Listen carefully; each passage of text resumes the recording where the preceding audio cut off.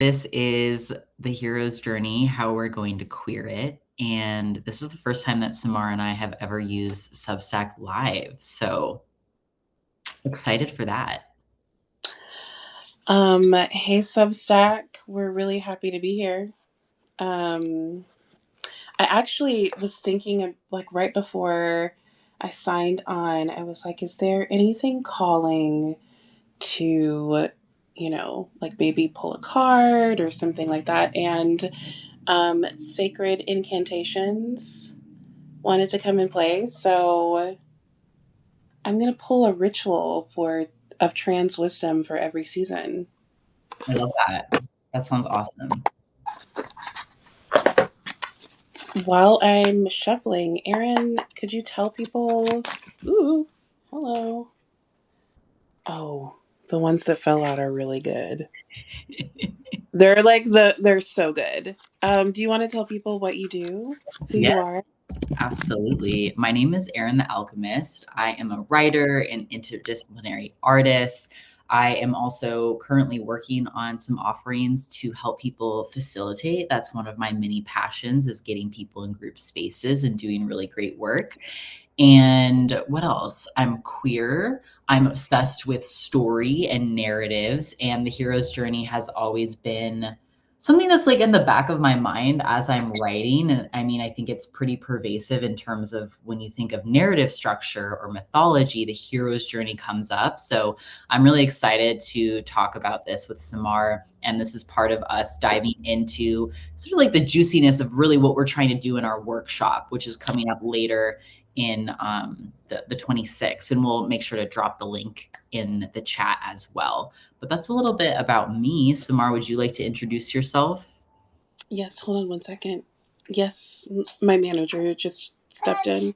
Have some more. Could we wait just like a little bit because you just had some?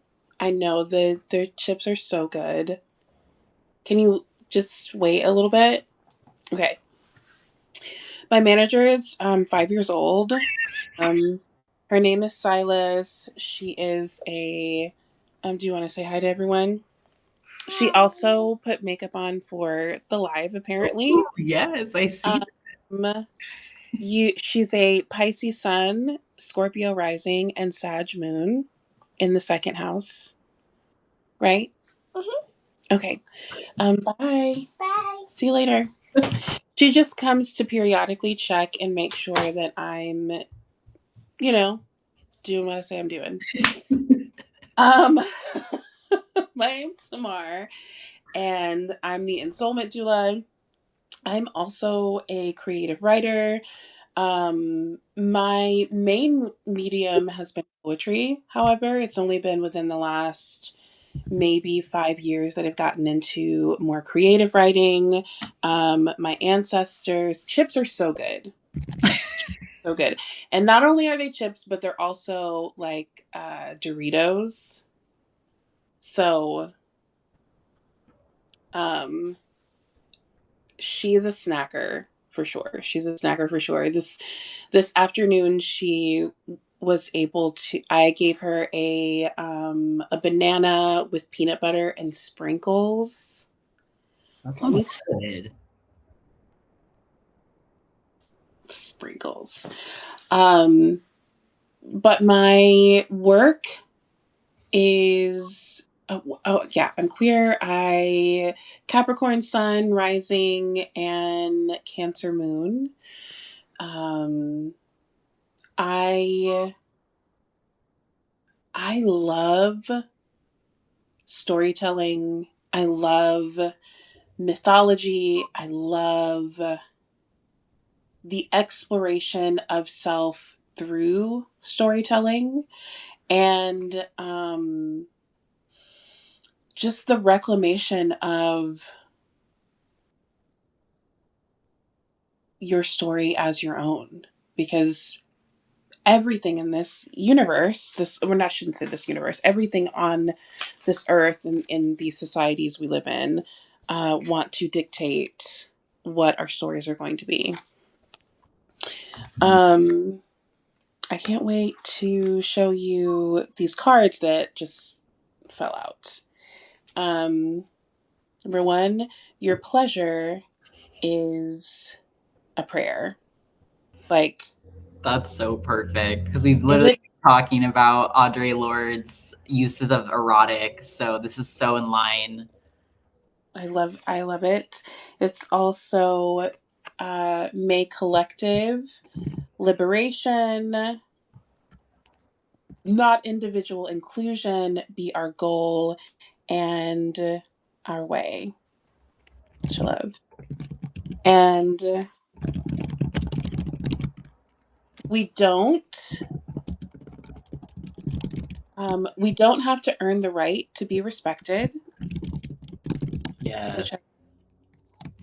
and then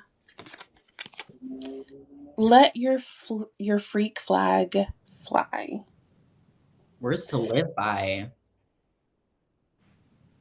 I love how all of those came through out of this deck. So I couldn't think of more appropriate, you know, things for what we're talking about. So Aryn, I would actually really love to, because something that I really, really love about you is how um, myth and lore and imagination has really been in your life in everything in every way, and would love for you to talk a little bit about that piece of your journey Yeah. since side quest.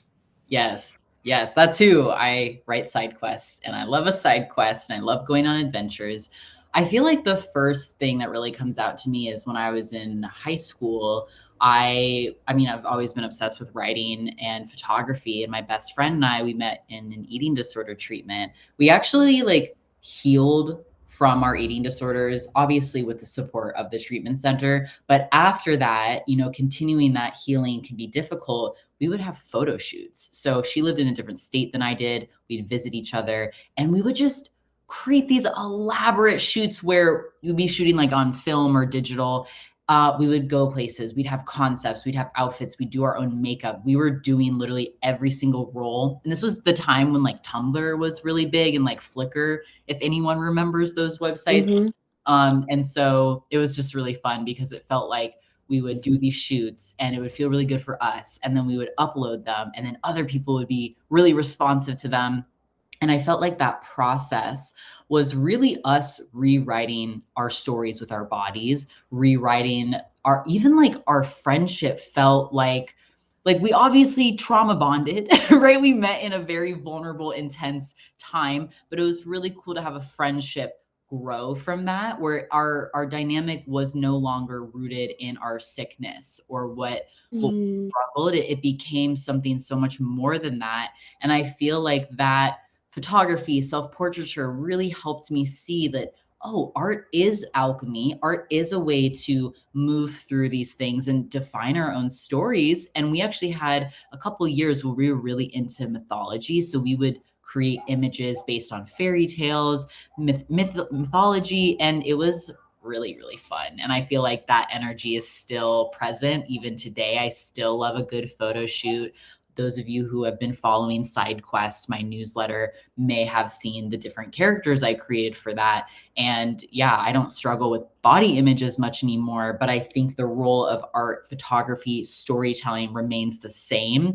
And I think it's just an expansive it's such an expansive thing because myth, story, these things have existed for thousands of years in different iterations, different cultures. And I think it's really important in modernity to connect with that legacy because I don't know. I think storytelling is still very present today, but I do think that this sort of like rational scientific perspective can kind of downplay the importance of myth or folklore, or even kind of get us in this weird paradigm where it's like, was this real? Did this actually happen? That's not really the point of those stories. I think it's more so the engagement that we have and the feelings they evoke and the lessons that we can glean from them. So that's a little bit more about my lore. Samar, do you have you want to share Mm. about yours or reactions to what I just said? Mm. So I have a couple of reactions. One is you putting in your in the chat and reminding me that you have an exalted Taurus moon, and how that is Taurus also, is that third house for you? It's so in whole sign, it puts it in the fifth house, but it's also the Mhm. IC too. So in Placidus, it would technically be in the fourth. So fourth, fifth. I think one of the most beautiful things that you've described is this exploration of yourself with your friendship in and in documenting things visually. I think we have been so I am an old millennial or geriatric millennial. I was born in 85, and so uh this idea of like needing to be a certain look in order to be in front of the camera um has been very present. And so to hear someone healing themselves through the act of photography, of seeing themselves in different lights and different roles, and I just, that is super yummy to me. So um and as someone who has had several photo shoots in my life, I can tell, if you are watching right now and you've never had a photo shoot, you need to have one. You need to have one because every time I prepare myself for a photo shoot, um, it is an activation, it is an initiation into a whole new version of me. And I just, it's kind of making me want to do that again.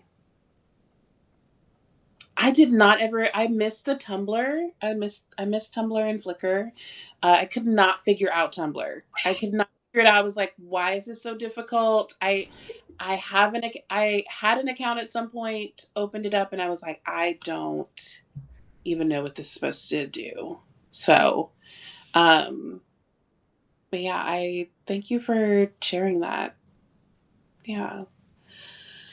No, I think for me, story and lore, I grew up in the deep south in Alabama. And so storytelling was really connected to religion, church, um, how we remembered our family members. And so I come from, I guess, that tradition of sharing stories. And then I became an opera singer. And opera singing helped me develop this relationship to mythology, but to this process of telling someone else's story with your body, with your Mm-hmm. voice, Mm-hmm. that I still carry with me. I don't really necessarily want to sing ever again. Every now and then I'm like, if I got on a stage, I would eat them bitches up. But there's not really a desire to do that anymore. But there's something about preparing a role, delving into all of the backstory, the research. If you were, say,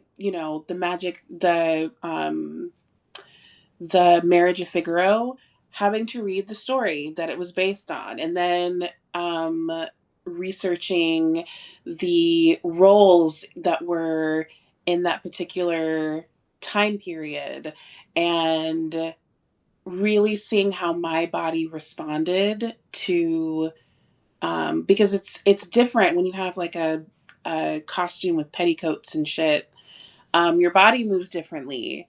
Um, and then what parts of me also identified with that story. And as far as writing, writing was always the secret thing that I would do in journals, um, that sort of kept me alive, literally. Literally, it was a form of expression, and being able. I actually said this in a reading yesterday. I said, I became, I started writing in order to say the things that I couldn't say directly. Mm-hmm. So I had to find very creative ways of saying how I felt or what was the truth, um, in very creative ways. So here we are with the hero's journey. Yeah, I really relate to what you said about writing as a way to deal with things. And I also used to be a literature reading teacher.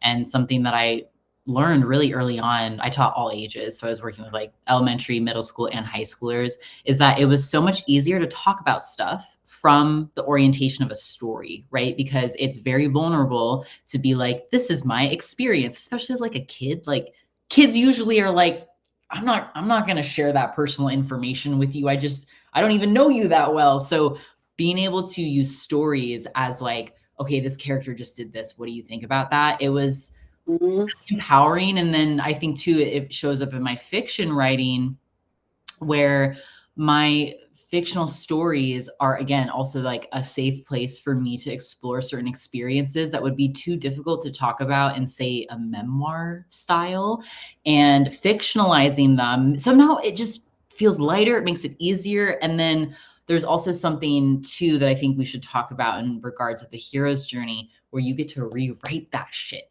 Like something happens to you, right? You put it in a fiction story. You can change what actually happens in your story. Sometimes you don't want to do that because you just want like sometimes you want to talk about like what happened to you and have that be the thing. But then there's also this other exciting thing of like you can do both. You can have a character who's experienced something like you and you can give them a different ending. And that has just been so radical and transformative for me personally. And it really does feel like my writing ends up being this vehicle for me to work through stuff. And it's just an added bonus that other people get to enjoy it and resonate with it too. Ugh, I love what you said about the, you know, not being able to necessarily say things in a memoir. One is so in the offering I have in Souling, there's a part of um, the journey that they're in where it's creating your personal lore, and that comes from the I mean, I don't want to say tradition, but like it's very much rooted in uh like narrative counseling or therapy, Mhm. where the encouragement is for people to take one part of their story and to myth uh, make it the biggest tall tale myth ever. And the purpose of that is to be able to have a different relationship with parts of your life where you're able to not only see where you actually were empowered, you did have your power, where you can even play around with different roles. Like I've seen it for the people that I've worked with, how it's healed their relationship with themselves and with aspects of their journeys. And so I love memoirs, but memoirs are not for everyone. Like that is a special kind of person who's able to like Remember? I can't even remember stuff. Especially traumatic things. It's like my brain is like, nope, you no, don't remember that. Mm-mm. Where it, or if it's like, really claiming what the memory Hmm. what the memory is to you now, Yeah. you know? Yeah. Um, because 5-year-old me experiencing something, that memory is going to be different in my body in some ways. Mhm. So, um, yeah, talk a little bit about the like how you were introduced to the hero's journey, because I know that you went to school for writing. You're kind of a baddie in that way. And so what was it like learning about the hero's journey, and where did you feel like you saw yourself and or not saw yourself? Yeah. I can't really pinpoint the first time I heard the concept, the hero's journey. And to be honest, I don't even know that I learned about that when I studied creative writing. I do remember learning about like story structure and how to write novel chapters. And I had poetry classes and I had a kind of an immersive, all well-rounded writing education. But I don't even know if we talked about the hero's journey. That felt like something that happened after once I was a literature teacher and started to see that paradigm or that framework for talking about it, because that concept has been around since I believe Joseph Campbell published his novel in like 1949. So it's been around for a long time. Mhm. And also, obviously, mythology has been around for a long time. So I was familiar with the concept before knowing the concept. I think perhaps the first time I interacted with it was a freshman in high school when we were studying Greek mythology and, reading like Homer's epics and stuff. I know Joseph Campbell actually looked at those stories too.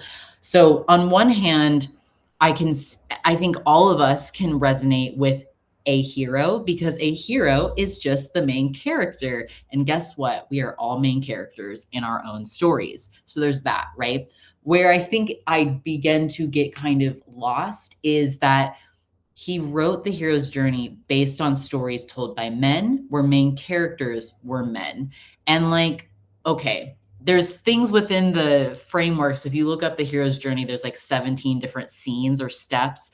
And like one of them is like contending with the father. And it's like, okay, like, sure. Yeah, I relate, I guess. But there's very gendered things within it. And there's even like a scene of like the woman as temptress. And it's like, okay, but what if you're gay? Or like, what if you don't think of women in that way? So there's just, it's not a one size fits all, right? And so the purpose, I think, of queering the hero's journey is helping people see themselves in it. And also, like, we get to create and add stuff to it that ultimately the creator did not have the ability to do. And I actually read a blog post about how people asked him, like, well, what about women? Like, how do women fit into this? And he's like, well, that's not really up for me to decide. Like, you guys get to add to that, which, like, on one hand, maybe a little bit of a cop out. On the other hand, I can admire that he's actually being like, yeah, I don't know. You guys need to figure that out. So I do think that the concept itself is not totally flawed. And like what you said in our Substack article, we don't need to throw the baby out with the bathwater. We can take some of this and then we can like tweak it to the way that we want to.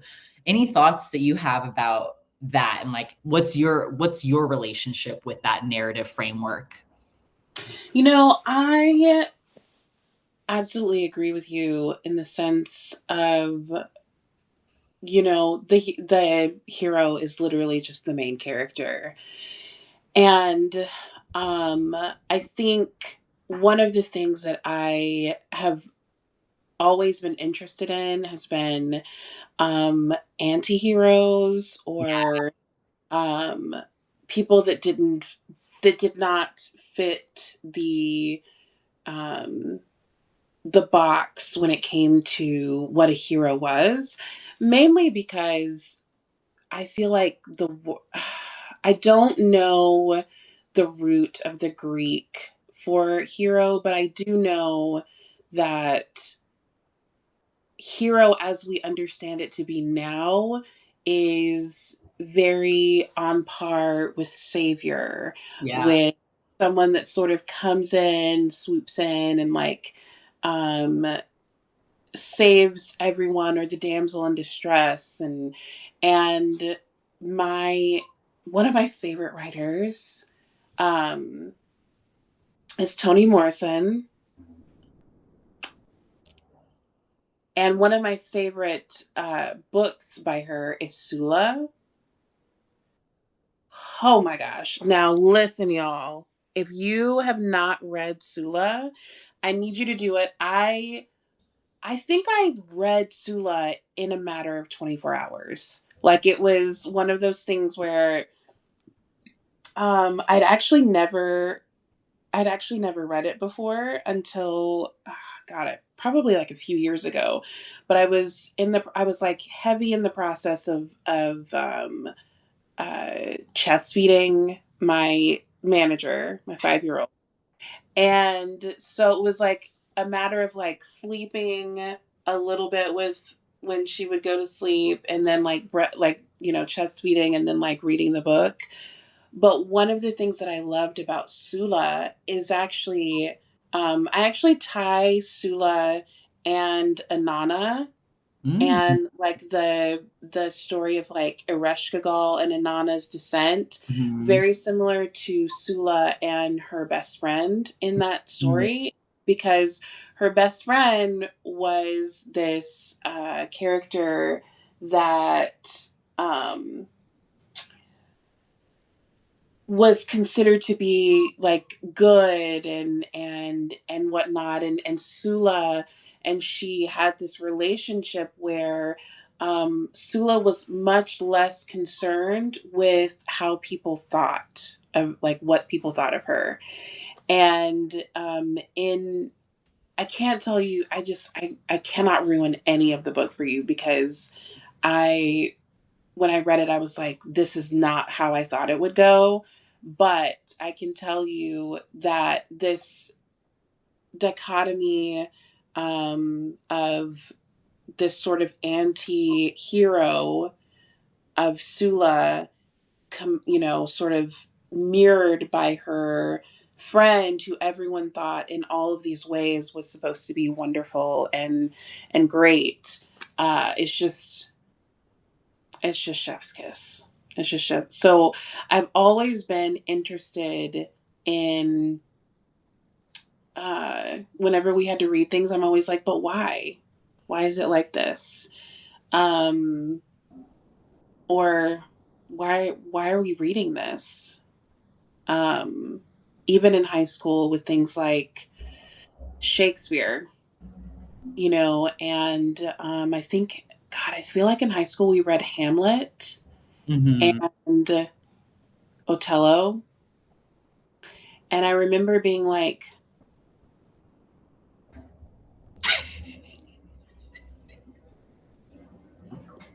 I was so much more interested in Iago. Yeah. I was so much more interested. I was like, okay, but like, why is Iago like this? Okay, but like, why? Why is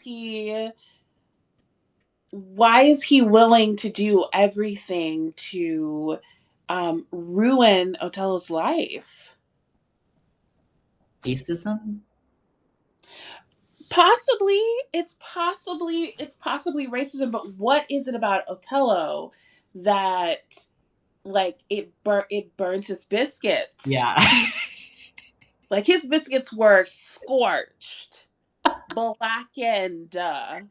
Like, there, he was like, I hate this motherfucker so much. Yeah. Like, but like, why? And so, the Verdi opera, Otello, actually, I think, elevates Iago's character more, because the music is actually more interesting. Mhm. So, if we ever want to watch the opera at some point, it's really interesting. But that's been my relationship, and in my own uh, creative writing journey, those have been my questions of like, what, how can these characters be more human? How can people see themselves and their complexity in these characters? I think that's such the beauty of prose. Prose specifically, although I do think we can engage with these things in other mediums too, but prose is one of the mediums where you're able to go in and out of characters' minds, whereas you can't do that as much with, say, film, for example. It's just not, it's a little more limited. And so there is something with writing that is like you can do whatever the fuck you want. You could like create really unconventional narrative structures, which I think when you were speaking, I was thinking about just my obsession with those narratives that switch between character voices and perspectives. I'm actually writing a novel where I have two main characters and you get to move in between both of them and get to see their perspectives and how that adds so much more narrative tension because you Mhm. as the reader can see it all, but you're watching the characters misunderstand each other or have conflict. And so I think that when it comes to narratives and storytelling, for me at least, it's the one place I can go where I feel permission to be messy and incomplete. And it gives me hope. And it also gives us examples of what repair looks like. I'm also obsessed with romance and that kind of storytelling. I write rom-com stuff. And so with romance and I guess any story that has like relationships, like even friendships at the forefront, you get scenes of miscommunication breakdown, breakups, how people come together, apologies, repair. It's just so rich and juicy. And I think that we need that in a culture that's really afraid of conflict. To me, storytelling is a place where we can go to again and again and maybe feel a little bit safer navigating these tricky interpersonal skills and relationships. Mm, communication breakdown. Um, sorry, my so I just side note, my ADHD starts to like wither around like 3 o'clock, and it's like 4:35 here. You may possibly get more of those little clips now that we're partying right now. But no, I love that you write romance. I just and I feel like it takes a really like a really good writer to write delicious romance, because you are absolutely correct in the tension that comes between the characters misunderstanding one another and coming back to and repairing the relationship. And um oh, so good. That's so good, because I'm not interested in a romance where everything is fine and wonderful all the time. I absolutely want a Pride and Prejudice. I Yes, I love do. enemies to lovers. That's the story I'm writing to is an enemies to lovers. And that has like an extra layer too of repair and moving beyond all the things that can get in the way of a relationship or lead to other characters mistakenly hating each other, you know what I mean? It's just delicious. It's really fun. Are there savory scenes? Like sexual scenes. Yes.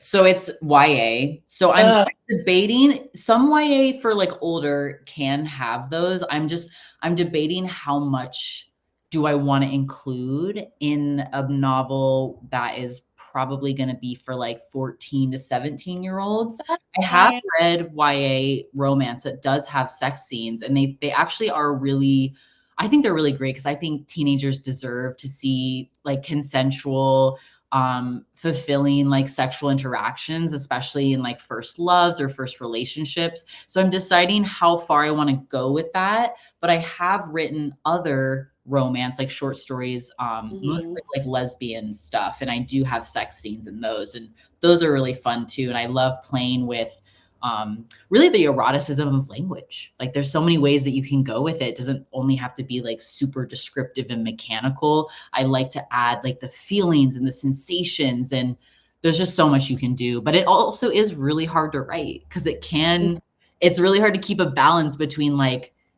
sensuality and like keeping the characters in the story and then going like kind of too far in the other direction where people are almost like, ooh, this is making me uncomfortable, or like, I don't like the word that you just used there. So it can be tricky. I absolutely love this idea of providing, just sidebar, providing high school students with examples of consensual sex between the two of them. Or, I mean, I'm not gonna, rain on anyone else's party, but, at least there's at least me. I don't know. But I love that thought, because as someone who is raising small people, kids, people, we just, so again, grew up in the South.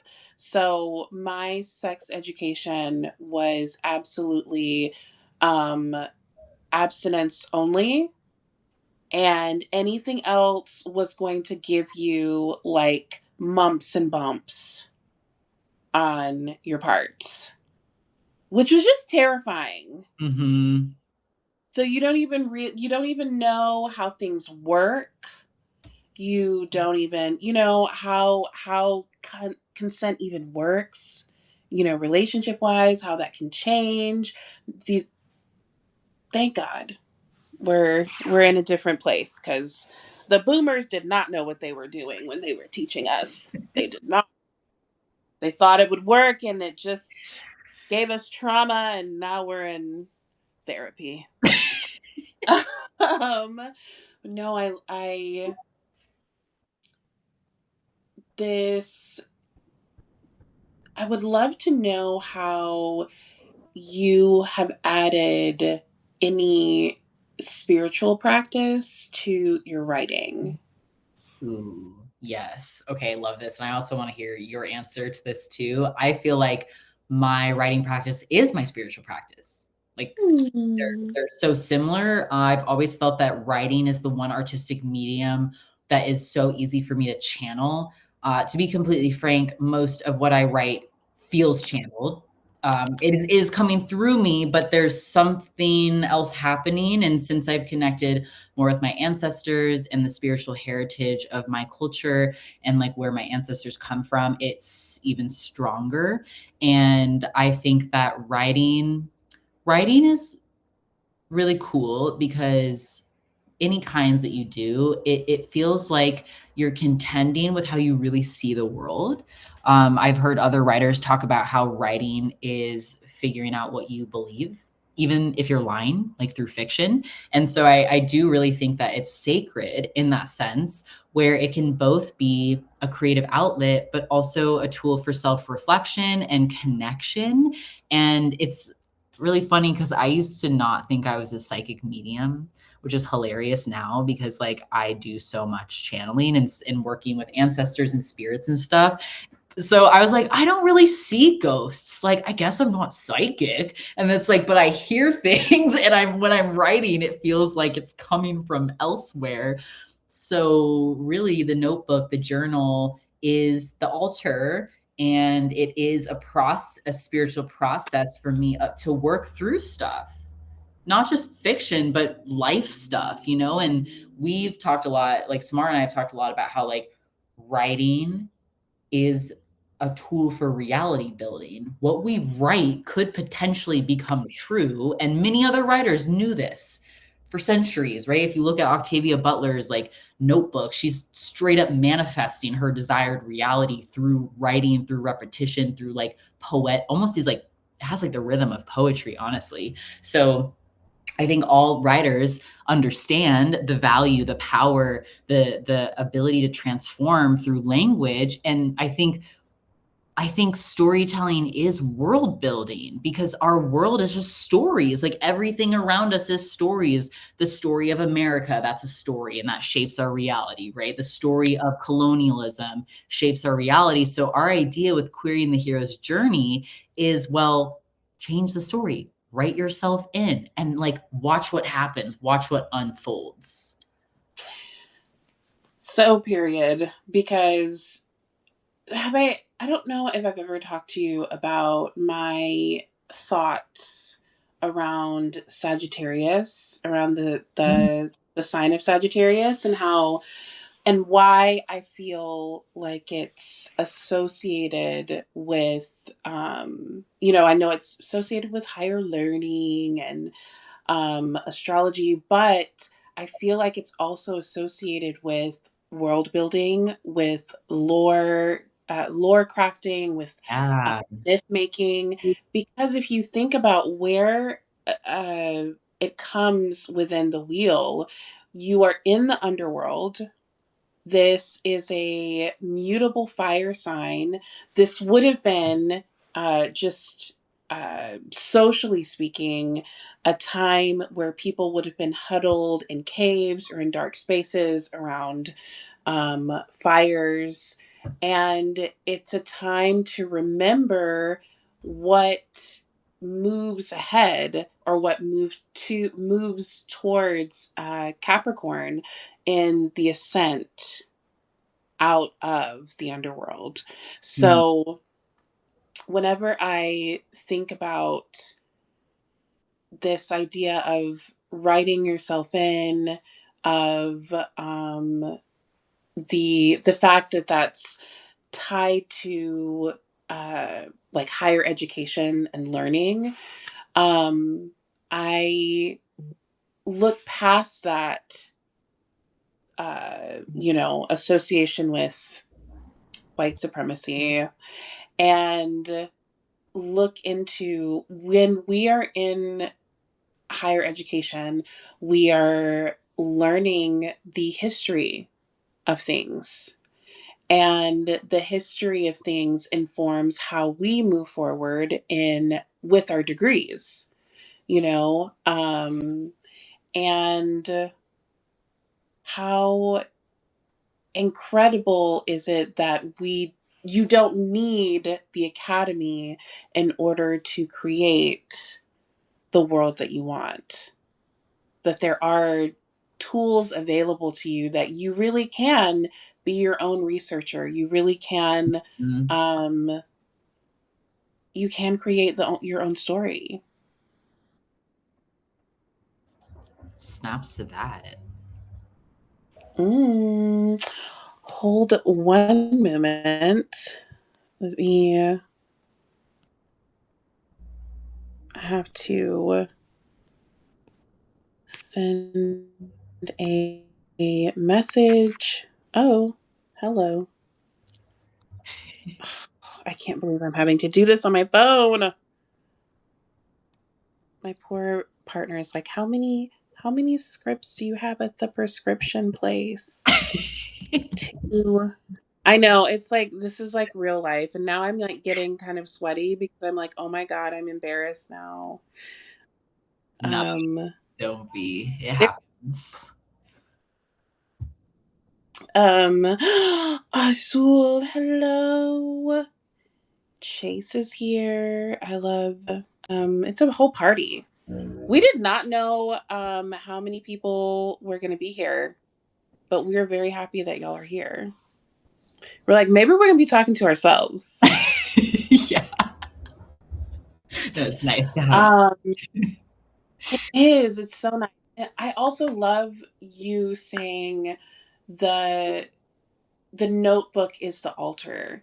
The writing is the spiritual practice because um God, it's so I also feel like I'm channeling when I'm writing certain stories, especially during certain parts. And so uh, I have decided to create ritual around my writing practice just to invite. just invite whoever in, come on in. But it was the invitation of the body into the experience, the somatic experience of listening to all parts of the body, Mm. that really, really turned my writing practice up like 7 notches. Uh, Ooh. I don't even know how to describe writing a poem from like the place of the prickles on um your arm when someone you are attracted to but you can't say that you're attracted to them. um like how to describe that. Yeah, I like the connection between body and writing, and then also thinking about how people usually describe their writing as my body of work. That's really interesting, right? I mean, that's not only for writing, that's for other stuff too, but something about the body and also the physicality of writing, even the somatic experience of writing with a pencil versus writing on the computer, it's different. We remember things more when we're writing by hand. So there is something really magical about that, and I definitely do my best channeling when I'm writing with my hands. I don't know if any of y'all have ever tried like automatic writing or stream of consciousness writing. That's very much a practice where it does actually feel like a channeling practice where you're just writing down what pops into your brain, not thinking too hard about it. Another way to think about that is the child's draft, right? Like writing Mhm. as if you're a kid who doesn't give a fuck what they're writing about. Like it just is. And that can be such a helpful practice almost to realize things perhaps that feel uncomfortable or unsafe, like what you were saying of writing a character who couldn't admit how they were feeling but they felt it in their body. I think writing can be a bridge between those two things, and sometimes in my experience I've written stuff and then I read it and I'm like, wait a Ooh. second, I'm touching something that I couldn't really say otherwise, and that is also really wild and trippy sometimes where like your stories, especially if you're a storyteller and you've noticed the same theme coming through Mhm. again and again, like that to me is like, okay, what's the pattern I'm trying to work through? Why do I keep writing characters with absent father figures? Why do I keep writing romances with like this specific dynamic? Like sometimes our art says more about us than we can say about ourselves. And that brings me to wound work and shadow work, Yup. because writing is a phenomenal practice in, being able to track themes that need to be witnessed and held and explored in ways that you wouldn't necessarily want to otherwise. Mhm. So I love that we're bringing that practice of channeling into the workshop as well. By the way, if you want to come, um, I drop the link. yeah, because that is one of the things that I have felt I feel has helped the process of wound work, of healing work, to be less heavy. Yeah. Um,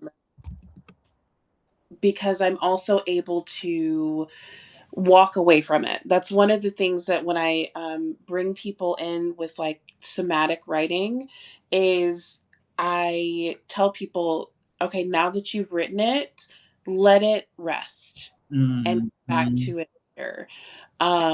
Because sometimes when we engage with something that maybe we weren't expecting, we need to be able to tend to the body when, in case something comes up, in case we need to reground, in case, um, you know, Mhm. Yeah, I really like the idea of letting it sit there and do its magic. yes,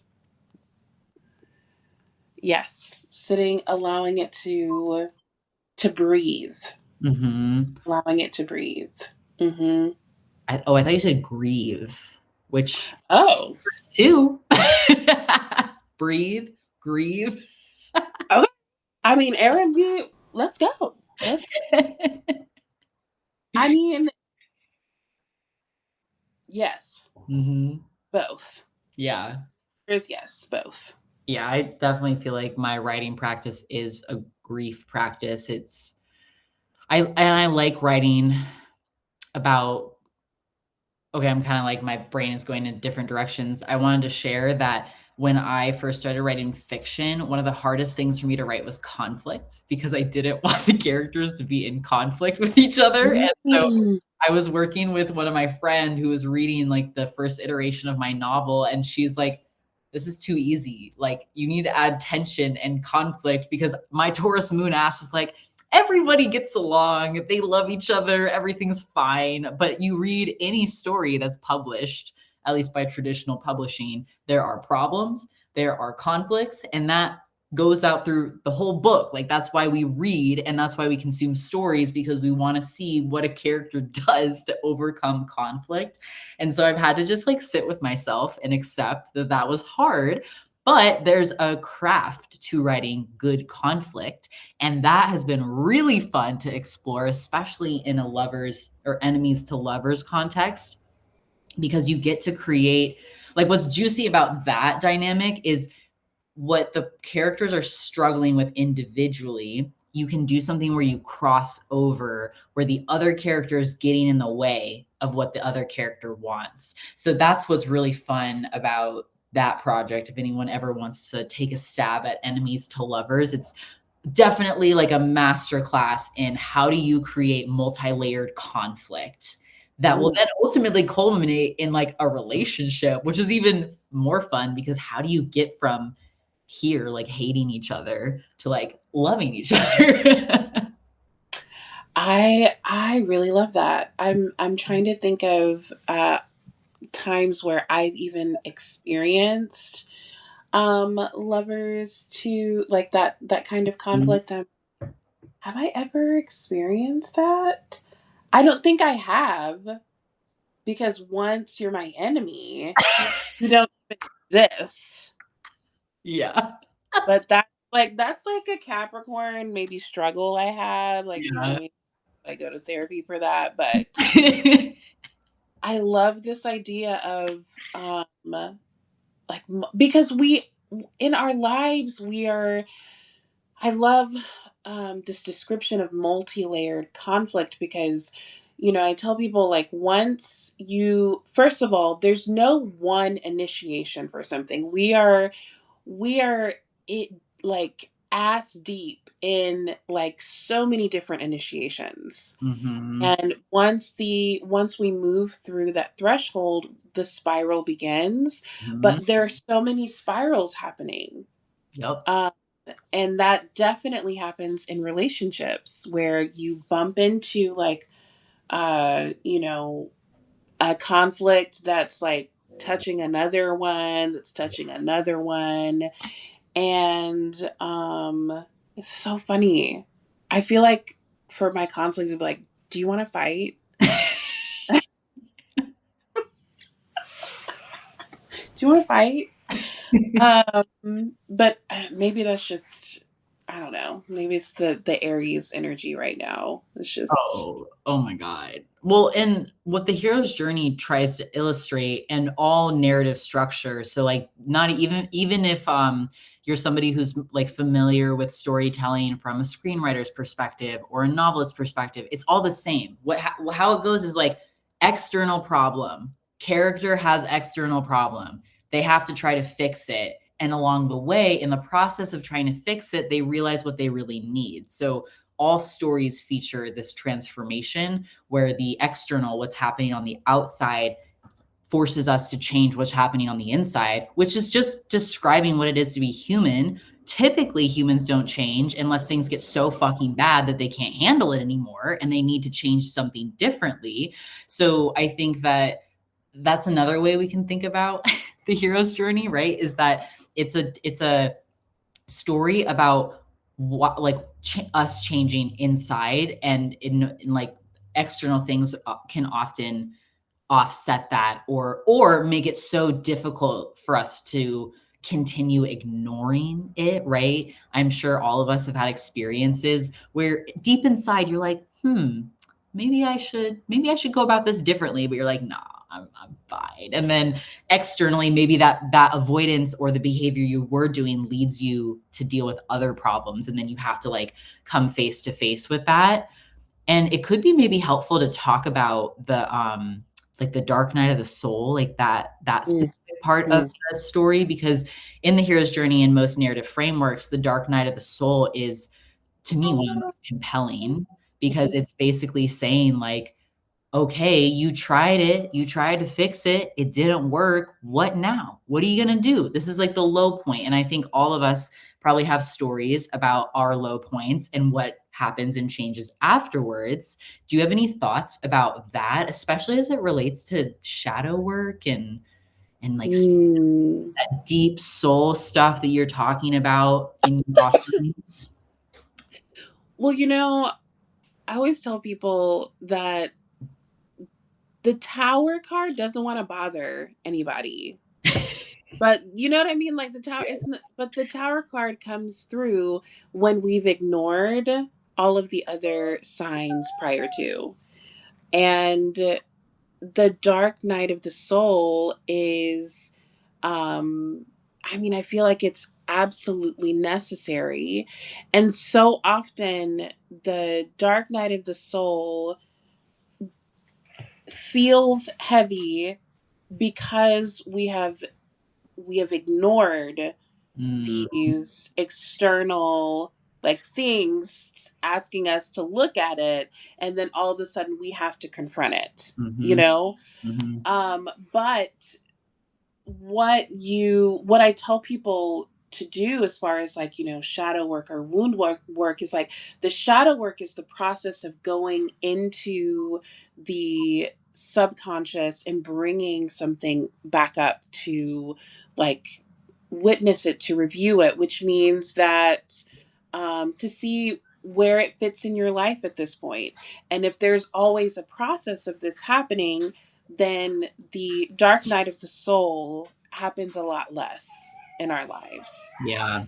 Um, but I would have the dark night of the soul is definitely those. Well, let me just like not right now, not right now, and then life is like, well, you've run out of not right nows. It's time's up. Yeah. So kind of like when someone is asking for chips. Uh-huh. Go get your chips. See you later. It's so funny. I call her my manager. So somehow, even though she does not know how to tell time, she knows when it's been like an hour. Yeah. She's like, "Excuse me, are you done?" No, and literally it's like 58 minutes. I'm like, "Ma'am, it's kind of incredible." But no, that's why I tell people like, when the whole purpose of shadow work is like you move into the depths of something, you review things, and then you like rest. Yeah. You Hey Chelsea, you don't have to be in the underworld all the time, because then when you move back into this place of like light, or when things are in a different flow, then your nervous system is freaked out by goodness. I mean, no one wants to really talk about what happens when good things happen in your life and how you have to regulate your nervous system to receive good things. you know Yep. so if you're always in the depths, Scorpio, then you know what I mean? Like and that's one of the reasons why, we tell people, astrologers tell people you're not just your sun. You're the entire thing, because it represents the entirety of the human experience and, the human journey. Yeah, and I can see that people with certain energies or placements might feel different ways about the different parts of the hero's journey, right? Like the Scorpio people, and I would argue Capricorn too is similar. Like those two energies are like "Pff, dark night of the soul. I've done that 5,000 times. But then the integration part or the coming back to the light, like that could also challenge that. Or, the opposite is true where you might have people who are a little bit more like lighthearted, like Gemini, for example, having a hard time like dealing with those heavy truths. So I love what you said about incorporating astrology and also referencing the tarot as well, because again, all of these things are stories. Astrology is storytelling, tarot is storytelling, like the hero's journey is storytelling. And so I think for me, I see that orientation and I'm like, oh, these are all tools and they're all different ways that we can tell stories and people get to decide what feels best for them or like what feels most comfortable or what's easiest to access. And I really do think that like every single human is oriented towards stories, whether they know it or not, or whether Mhm. they're actually engaged with it. It's just within everything. Like what is memory if not stories? What is history if not stories? Absolutely. And for anyone who's like, I don't like stories, I'm like, that's not true. That's absolutely not true because even trash TV is a story. Exactly. Okay? Because those baddies beating each other down, they have stories and sometimes Yeah. complex conflict going on. Totally. I just recently got into Drewski's Could Have Been Love. Aaron, do you like trash TV? Sometimes. Okay, well, it's free on YouTube, and I'm just letting you know. It is a mess, but one of the reasons why I love watching TV like that is because it gives, I don't know, it gives this clarity around what we what we do or don't do in order to tell a certain type of story. Ooh, yeah. That's a good way of putting it. Hmm. Yeah, every that's very Capricorn of me too. It's like everything has meaning and is a homework. Yeah, Something to analyze and tear apart and put back together. I absolutely love you saying the Scorpios, but also the Capricorns because Goth. Goth vibes. the devotion, the Mhm. devotion to death and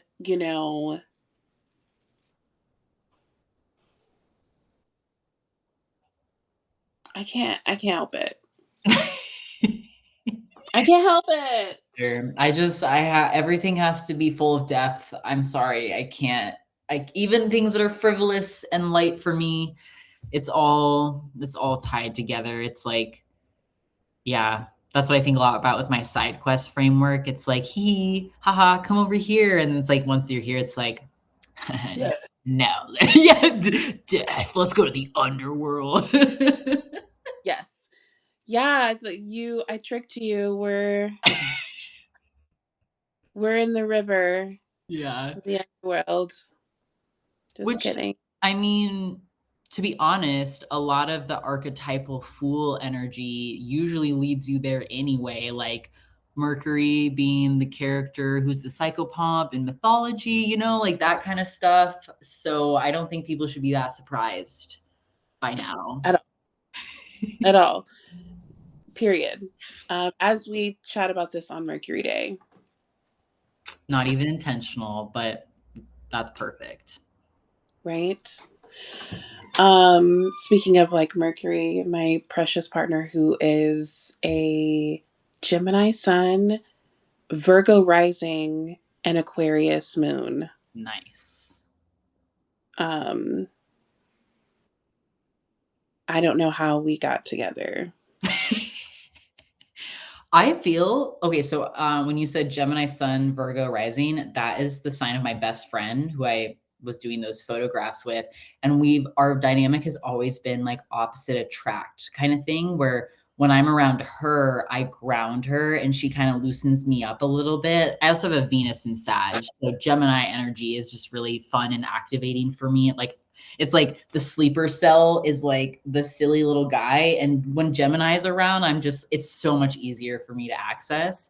So I actually think it makes perfect sense. And I also think Capricorn, Gemini, like underrated dynamic duo happening there. So Mm-hmm. I love a silly guy. I may yes. not always be silly, but I do love a silly guy. Yeah, same. I think Mm-hmm. I get so in my head and I get so fixated on the serious stuff that having also Leo as an energy that really helps me lighten up too. I need like my air and fire signs to kind of like remind me that it's not just all in the Death. dumps. Yeah, exactly, exactly. Even the Grim Reaper needs to like party sometimes and like let loose. I mean, you're right. You're right. You're right. Well, should we invite people to come? Yeah. So we are hosting an event, and I'm going to drop the link in the chat again. So we are hosting a Queering the Hero's Journey workshop. It's going to be on April 26th, which is a Sunday from 2 p.m. to 4 p.m. Eastern time. So if you're in the Central time zone, that would be 1 to 3. We do have a wait list. We haven't opened up enrollment yet, but you will be the first to know if you add your name to the wait list. And really, our goal is to orient people around writing themselves in. So, we're going to have creative prompts, opportunities for discussion, and I think it's going to be a great time. Also, if you can't make it live, we will make the recording available to anybody who signed up. Mm-hmm. We will. But you want to come live because it's gonna be. I don't know. I don't know if you noticed, but we do really enjoy when people kiki with us. We do.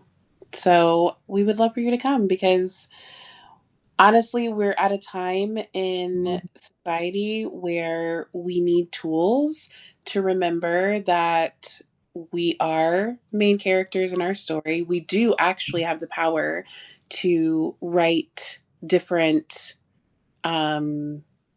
stories. I mean, that's literally what people in power are doing. They're They're storytellers too. continuing. They are storytellers, Mm-hmm. and they are telling their own version of shit. So, um, if we have more and more of us who can dream, I think that's the most important thing in being in a post-capitalist society is remembering that we have the ability to dream and to imagine and to engage with our creative life force outside of making money for the machine. Sorry to take it down, No, that's but great. I think I like what you said about imagination. This is very much a workshop for fostering and actually doing the work of writing to facilitate and to bring forth that imaginative, erotic life force. erotic. Mhm. See, I'm a silly guy. Yeah, you got it. Mhm. Got it. So, come hang out with us, y'all. It'll be a great time. Hmm. And if it's not, I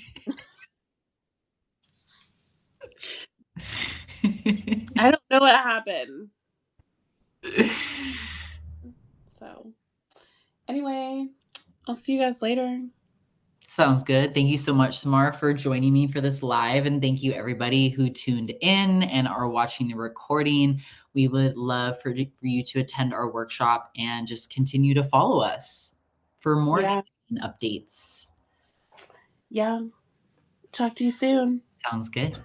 Bye. Bye.